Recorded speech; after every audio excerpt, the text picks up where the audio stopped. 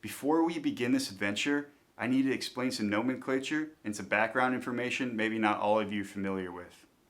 This whole video centers around strangers and a very special type of BMW, the E30. The term E30 refers to a chassis designation for the BMW 3 Series produced between the years 1982 and 1990. The M3 model, essentially a mass-produced race car of the time, went on to shatter many speed and endurance racing records and is still regarded to as one of the greatest cars ever made. So it's pretty easy to see why the E30 chassis has a cult following even to this day. With all that out of the way, let me get to the story.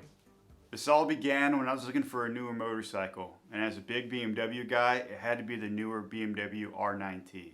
This one, the one Tom Cruise drives. That's how I found Walt, a Chinese exchange student majoring in advertising at the Savannah College of Art and Design. He had just posted his for sale.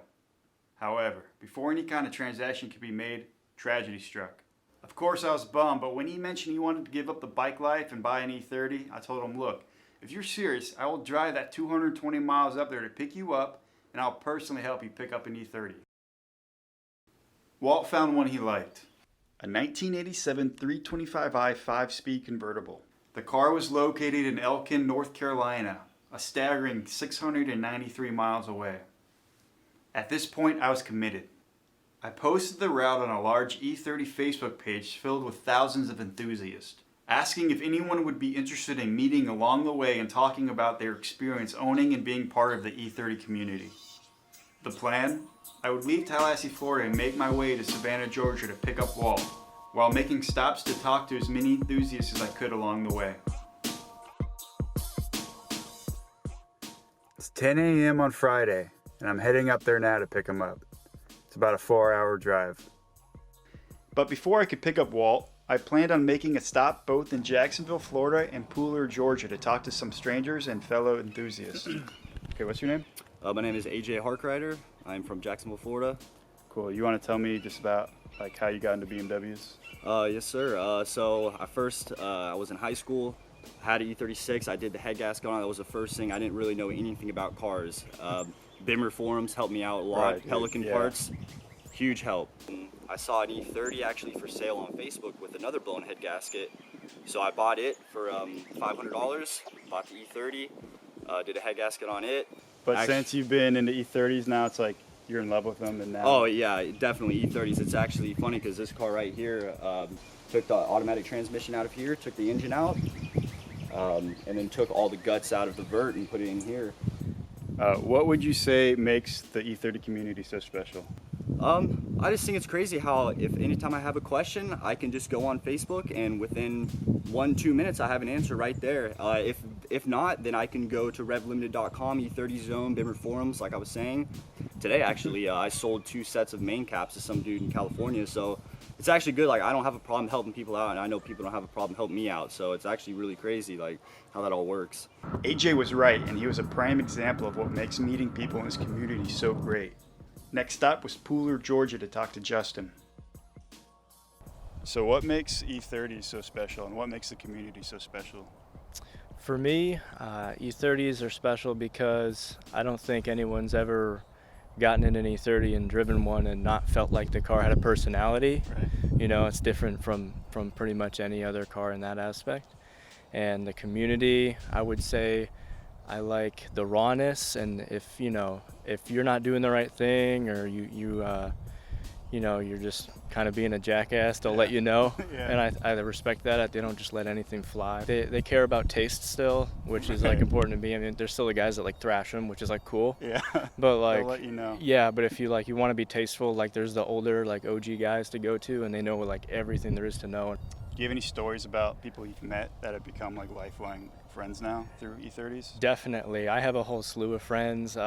Basically, when I was stationed in Germany a few years ago, just like anybody that had an E30, we still talk. We still, do things together.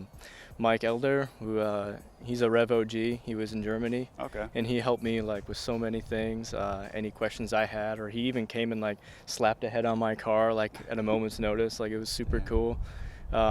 Just really respectable people, I've never made an E30 friend that I didn't like keep in touch with. Nice. So, yeah. Justin also brought up a good point.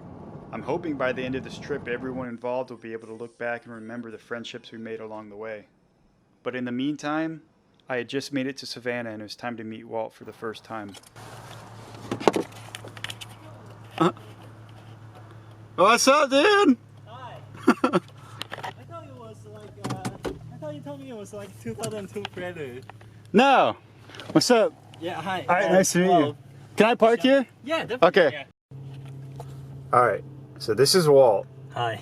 I just drove 350 miles to pick him up so we can go check out a car another 100 or like 200 miles away.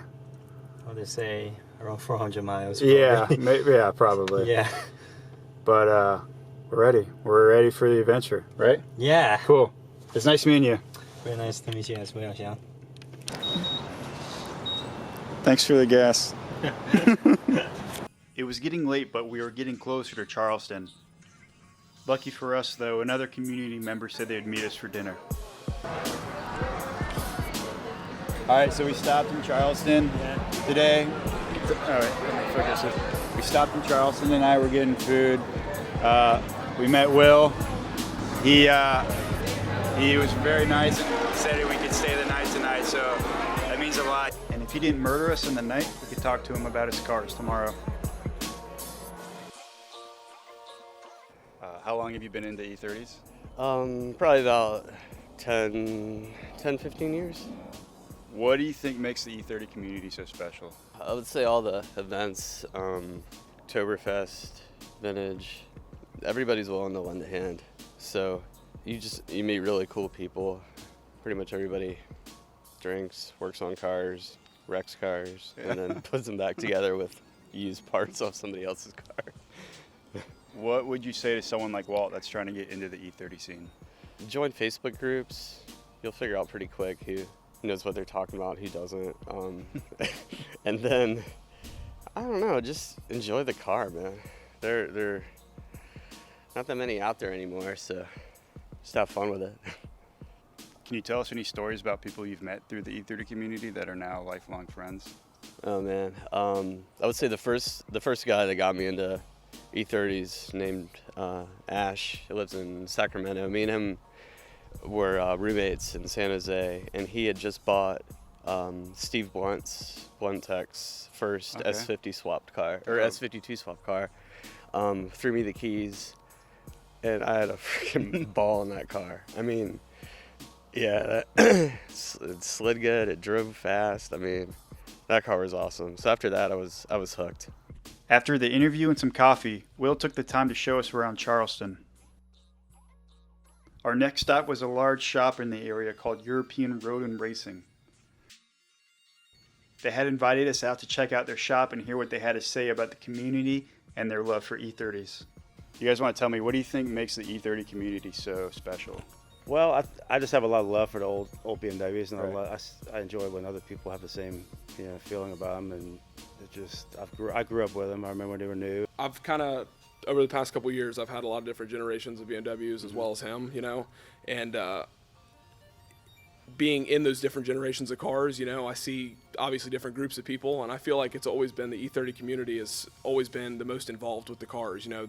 They care so much about the history and what it took, to make the cars and all that kind of stuff. The E30 community has always been kind of built off of the foundation of just the love for the chassis and what they're capable of, and then the M3s and everything, just the history behind it. So that's kind of all of it put into a bowl and mixed together is kind of why I love the community and why I love the cars themselves, What about you, Jacob?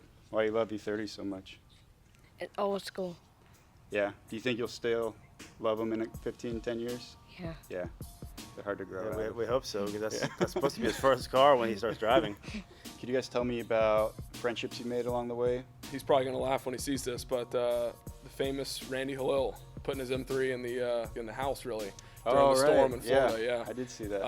Probably one of my closest friends that I've made through the E30 community, and it's he was in the area visiting with his M3. Hell, at this point it was 5-6 years ago. He was in downtown Charleston visiting, and the car had starter issues, and he saw us on Rev, and hit us up and swung by on a Saturday because we don't live too far from here, and ended up since then. I mean, I'd call him a brother, really.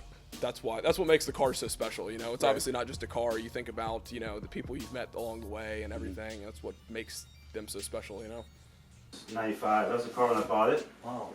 And that's it. When I sold it back in 2000. It's like the stock wheel. That's my son. He just turned 18 a couple weeks ago. That's the E30 M3 we had, me and my brother, back in '96 or so. That's when you guys couldn't sell. Could not get rid of away. it. Yeah. We sold that car for. That's 14. Yeah, we sold the car for like $6,000 back then. Oh my now, god. now the motor's what, 15, 20 grand? Yeah. It was amazing to see how this family grew up around BMW and the love and passion they've shown for the cars. It made me even more excited for Walt that he'd soon begin his journey into this BMW family. It was getting late, and we are still 282 miles away from picking his up.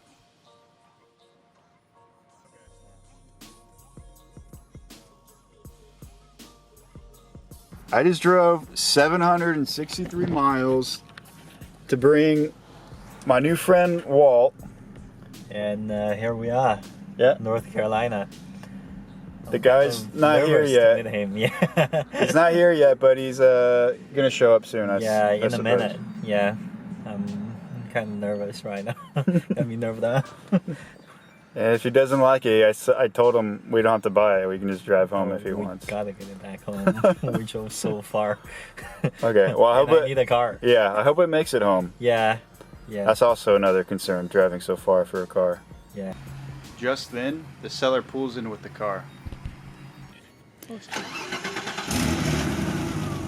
Walt didn't waste any time.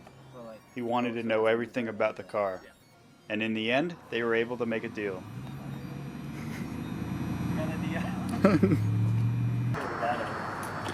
So how was it? I think I can get used to it. Yeah? It had been a long day and the trip was winding down. However, we still had to get the car 325 miles back down to Walt's house. Oh. Wow. Okay, it's Sunday. We just woke up. We stayed at this motel. We're in Charlotte. We're gonna go talk to, I think, one guy today, and then head back down to Savannah. I just got insurance for the car. Yeah, I'm insured now. he'll probably need that, to be Yeah, honest. Pretty soon, I suppose.